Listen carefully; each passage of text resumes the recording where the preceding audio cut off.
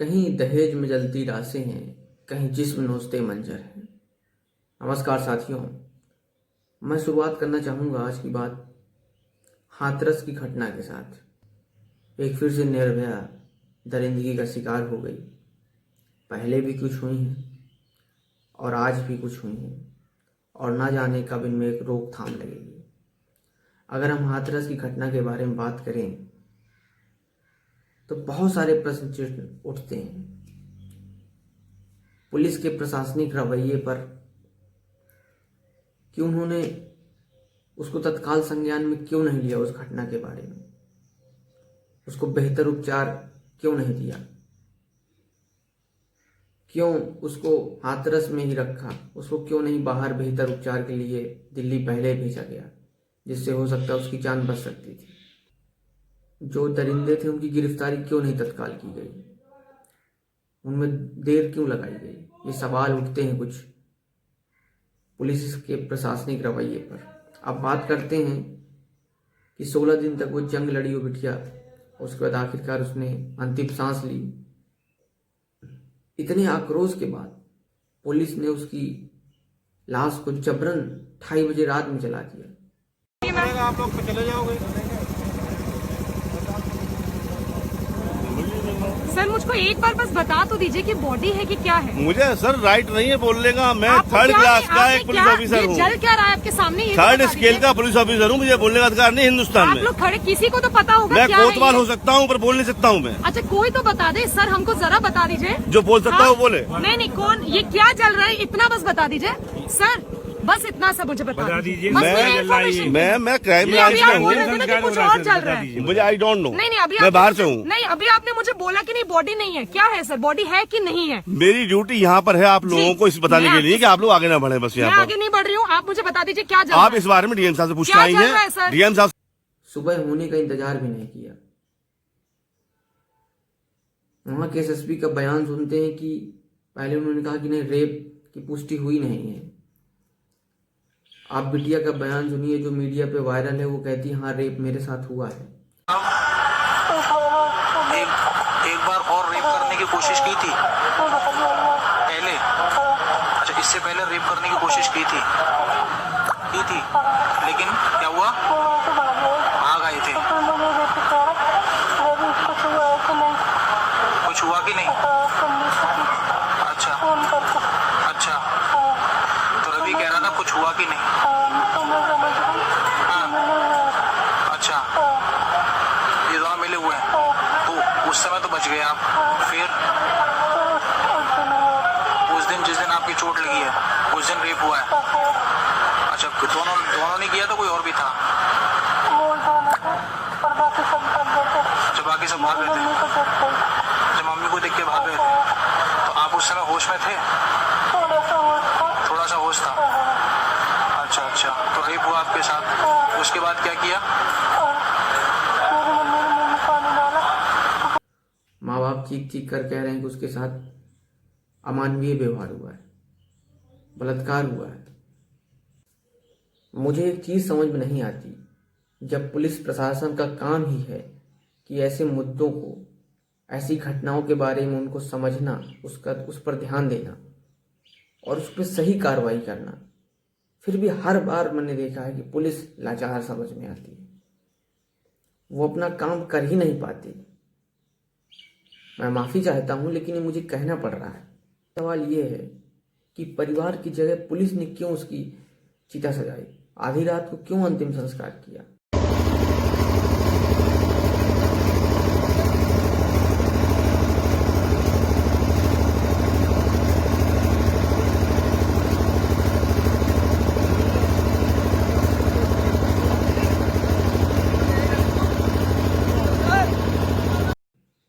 दूसरा सवाल यह है कि विधि विधान से क्यों नहीं अंतिम संस्कार किया गया।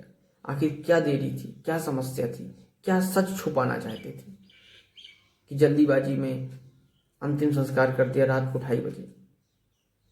ये तो हिंदू परंपरा में तो ऐसा होता ही नहीं कि सूर्यास्त होने के बाद कभी नहीं अंतिम संस्कार किया जाता।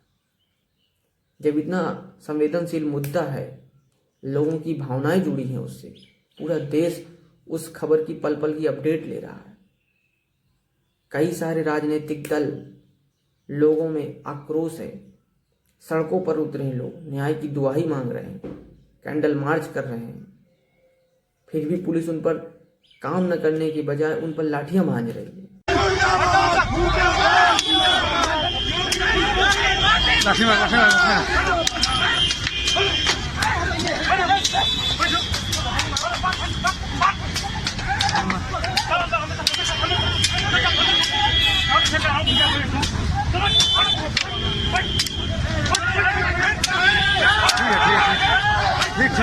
ठीक ये जरूर मार सही क्या उन पर लाठियां भांजने से उसको न्याय मिल जाएगा? न्याय तो आप तब दे पाते जब जिस दिन ये घटना हुई उसी दिन आप त्वरित कार्रवाई करते। 8 दिन बाद उसकी FIR दर्ज होती है। अगर घटना की बात करें तो उन दरिंदों ने उसको खेत से ले गए घसीट कर। वो आवाज न चिल्ला सके इसलिए जीभ काट दी। चल न सके, खड़ी न हो सके, उसकी रीढ़ की हड्डी तोड़ दी गई। वो सर उठाकर जी न सके समाज में, इसलिए उसकी गर्दन तोड़ दी गई। कितना अमान्य भी है। ये सब हम मूक दर्शक देखते रहेंगे। तीसरा सवाल मेरा है कि अगर राजनीतिक बवाल से डर था, क्या पुलिस के पास निपटने के लिए संसाधन नहीं? क्या हमारी पुलिस इतनी सजग नहीं है कि कोई भी एक बवाल हो जाए उससे निपटा जा सके? है कि आपने परिवार का ये आरोप है अंतिम संस्कार के लिए उनको नहीं परमिशन दी, आपने खुद करा दिया। पुलिस ने अपनी दी, भाई को बुलाया ना, डिस्टेंस तो बना पिताजी को बुलाया। सर, कम से कम परिवार वालों को इजाजत तो देते कि वो अपने बच्चे का चेहरा देख पाते। बिल्कुल ये आरोप गलत है। और मैं जब यहाँ पे आया, आपको ये बता दो चित्रा जी, आप यहाँ पे थी नहीं। आप यहाँ पे 2:30 बजे के बाद आइए, आप खुद होटल में थे, आप यहाँ थी नहीं, आपको जानकारी नहीं है। मैं कहाँ पर थी आपको पूरी जानकारी है। किसने अंतिम संस्कार के लिए किसने जलाया है शव? क्या पिता ने अंतिम संस्कार के लिए शव जलाया? भाई ने जलाया? किसने? नहीं, नाम बताइए ना, नाम बताइए ना। कैसे बता पाऊँ? नहीं, झूठ बोल रहे हैं आप। झूठ बोल रहे हो, हम यहाँ पे थे। ये नहीं पता है कि सुनिए सर, आप झूठ बोल रहे हो, हम लोग यहाँ पे थे भाई, हम लोग यहाँ पे थे। आप झूठ बोल रहे हैं कि परिवार ने चला, आप झूठ बोल रहे हो सर। ये लोग तो थे ना सर। सर, आपने पहले गलती की, फिर आप झूठ बोल रहे हो। किससे? जिले का टीम झूठ बोल रहा है कैमरे के सामने, पीड़ित परिवार के सामने आप झूठ बोल रहे हो। सर, आप झूठ बोल रहे हो। आप बताएं तो सर, किसके किसी की सिग्नेचर है? इजाजत क्यों नहीं दी? अंतिम संस्कार तो कम से कम परिवार करता अपने बच्चे का। आने के बाद में किसके से वापस लेके आए थे। जब ये उनको आने दो कैमरामैन। मैं यहाँ पे था। महिलाएं क्यों लेटी थी? आपकी गाड़ी के आगे क्यों लेटी थी? क्या वजह मेरी थी? गाड़ी के आगे नहीं लेटी, एम्बुलेंस का लेटी थी। और उनका चेहरा देख तो वो यही चाहती थी ना कि अंतिम संस्कार करने दिया जाए। क्यों नहीं करने दिया गया हमने सर? अंतिम संस्कार करने दिया। 1 घंटे तक गाड़ी यहाँ पे खड़ी रही। 1 घंटे तक वो ये कह रहे कि वो सीधा एम्बुलेंस लेकर शमशान घाट चले गए वो लोग। पुलिस वालों ने अंतिम संस्कार किया है सर, आप क्यों नहीं बोल रहे हैं? परिवार के लोग कह रहे हैं अंतिम संस्कार हमने नहीं। 2:30 बजे रात को अंतिम संस्कार करते हैं। सूर्योदय होने में मात्र 4 से 5 घंटा बचा था। क्या इंतजार नहीं कर सकते थे?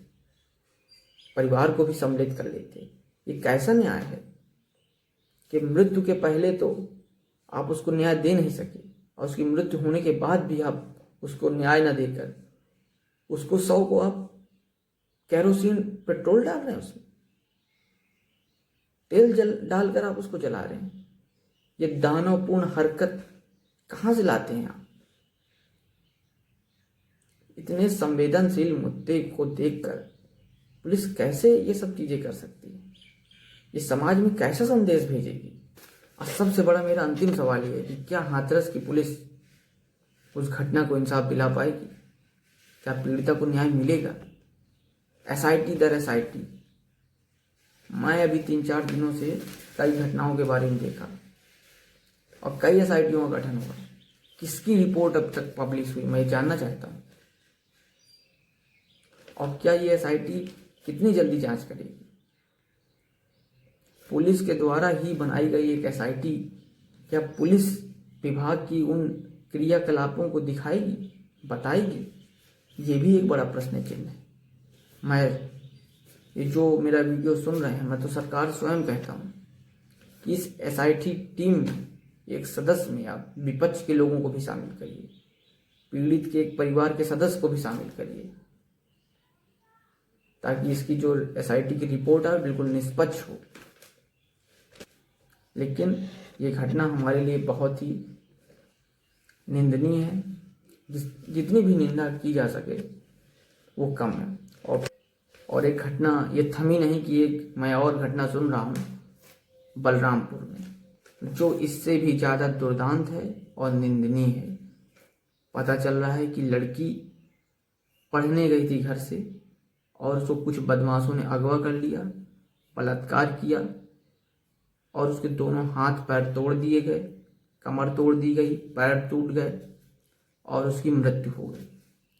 और ये भी मामला भी दबा हुआ है। समस्या यह है कि मीडिया सही मुद्दों पर डिबेट नहीं करती, सही मुद्दों पर बात नहीं करती।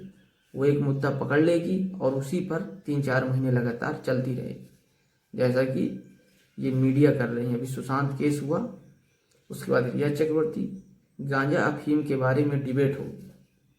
देश किधर जा रहा है? सही मुद्दों पर आज मीडिया पर भी एक प्रश्न चिन्ह है कि हमने इतने दिनों में कितने बलात्कार और रेप की घटनाओं पर हमने डिबेट किया है, कितनी बार हमने चैनल पर अपने दिखाया है। ये भी एक सवालिया निशान है। मैं आशा करता हूँ उस बिटिया की आत्मा को शांति मिले और आगे चलकर भविष्य में हमें ऐसी निर्भया जैसी चीज़ें देखने को ना मिले। ये हमारे समाज को शर्मसार करती है, क्योंकि कोई भी हो, बेटी हो, वधू हो, बहू हो, या हमारी माँ हो, बहन हो, प्रेमिका हो, या हमारे सहपाठी हो, कोई भी हो, इन सब लोगों से मिलकर ही एक समाज बनता है। और ये सब हमारे बीच के लोग हैं। मुझे समझ में नहीं आता ये कब से ये पुरुष प्रधान समाज हो गया और उसने एक स्त्री को अपने वस्तु के उपभोग के लिए उसको इस्तेमाल करने लगा। कब से सोच आ गई, पनप गई। लेकिन आज इस पर बात करने की ज़रूरत है, इस पर हैशटैग चलाने की ज़रूरत है। और यही सब मुद्दे हमारे समाज को, जब हम उन पर बातें करेंगे तो ये कहीं ना कहीं धीरे न धीरे बंद होंगे। इसके पहले भी हमने सती प्रथा थी, पुरुष की मृत्यु होने के बाद महिला को भी उसकी अग्नि में जलना पड़ता था। लेकिन धीरे धीरे उस कुप्रथा का भी अंत हुआ और आज हमें वो देखने को नहीं मिलती। इसलिए अगर हम इस मुद्दों पर भी लगातार बातें करेंगे, सकारात्मक संदेश देंगे, तो हो सकता है कि हम इस पर कंट्रोल कर सकें और ये घटनाएं जो होती रहती हैं ये कम हो सकें। इसी सकारात्मक संदेश के साथ मैं आप सभी से इजाज़त लेता हूँ। कल फिर मिलेंगे किसी और मुद्दे पर, किसी और घटना पर चर्चा करते हुए। बहुत बहुत आपका धन्यवाद।